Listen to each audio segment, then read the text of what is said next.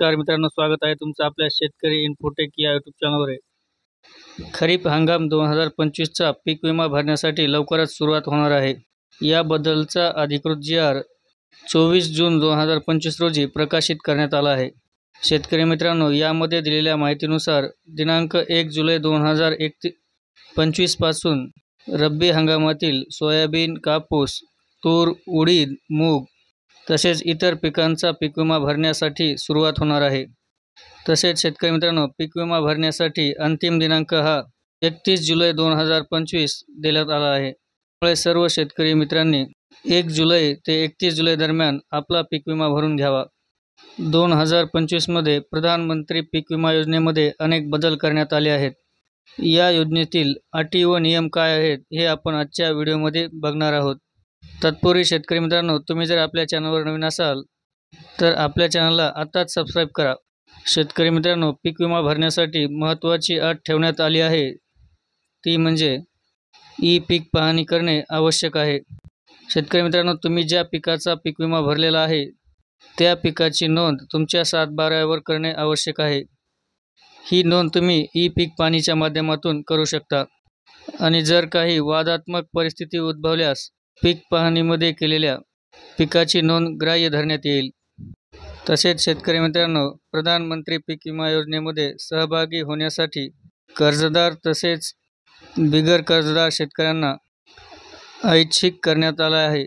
त्यामुळे जर तुम्हाला पीक विमा भरायचा असेल तर भरू शकता आणि भरायचा नसेल तर तुमच्यावर कसल्याही प्रकारचे बंधन घालण्यात येणार नाही। शेतकरी मित्रांनो, तुम्ही भाड्याने केलेल्या जमिनीचा पीक विमा भरू शकता। यासाठी अधिकृत भाडेपट्टे करार असणे आवश्यक आहे आणि पीक विमा भरते वेळेस त्याचे डॉक्युमेंट अपलोड करणे आवश्यक आहे। आणि तुम्ही जर भाडेपट्टा करार अपलोड न केल्यास तुमचा अर्ज बाद करण्यात येईल। शेतकरी मित्रांनो, पंतप्रधान पीक विमा योजना 2025च्या नवीन नियमानुसार तुम्हाला मृत शेतकऱ्याचा पीक विमा भरता येणार नाही।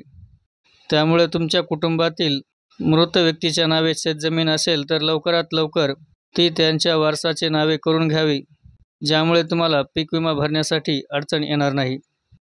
तसेच शेतकरी मित्रांनो, तुमच्याकडे 2025 मधील खरीप हंगामाचा पीक विमा भरण्यासाठी फार्मर ID कार्ड असणे बंधनकारक करण्यात आले आहे। तुम्ही जर आत्तापर्यंत फार्मर ID काढले नसेल तर लवकरात लवकर फार्मर ID काढून घेणे आवश्यक आहे आणि फार्मर ID असले तरच तुम्हाला पीक विमा भरता येईल। शेतकरी मित्रांनो, दिनांक 1 जुलै 2025 ते 31 जुलै 2025 दरम्यान तुम्ही तुमचा पीक विमा भरू शकता। 31 जुलैनंतर कुठल्याही प्रकारची मुदतवाढ देण्यात येणार नाही। शेतकरी मित्रांनो, नुकसान भरपाई ठरवण्यासाठी मागील 5 वर्षाच्या सरासरी उत्पन्नाच्या आधारे पीक विम्याची नुकसान भरपाईची रक्कम ठरविली जाईल। याची नोंद सर्व शेतकऱ्यांनी घेणे आवश्यक आहे। आणि शेतकरी मित्रांनो, पीक विमा योजनेच्या नवीन नियमानुसार जर पीक विमा कंपनीने पीक विमा मंजूर झाल्यापासून 1 महिन्याच्या आत शेतकऱ्याच्या खात्यावर पैसे जमा नाही केले तर त्यांना विलंब शुल्क म्हणून 12% व्याजदराने परतावा देणे आवश्यक आहे। आणि जर शेतकरी मित्रांनो, तुम्हाला पैसे मिळण्यास विलंब झाला तर तुम्ही कंपनीकडे 12% व्याजदराने परतावा देण्यासाठी मागणी करू शकता।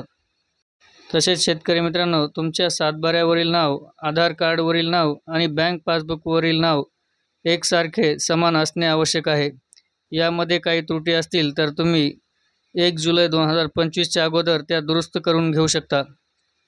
तसेच शेतकरी मित्रांनो, पीक विमा योजनेच्या अधिक माहितीसाठी तुम्ही तुमच्या गावातील कृषी सहाय्यक, तलाठी यांच्याशी संपर्क साधू शकता। शेतकरी मित्रांनो, शेतकऱ्यांनी पीक नुकसानीची तक्रार करावी की ना करावी यासाठी अजूनही संभ्रम निर्माण झाला असून यासाठी तुम्ही पीक विमा कंपनीशी संपर्क साधून माहिती घेऊ शकता। पीक विमा कंपनीच्या नवीन नियमानुसार यावर्षी सोयाबीन पिकासाठी 1160 रुपये, कपाशी पिकासाठी 900 रुपये प्रति हेक्टर, तर तूर पिकासाठी 770 रुपये आणि मका पिकासाठी 90 रुपये प्रति हेक्टर विमा रक्कम शेतकऱ्याला भरावी लागणार आहे।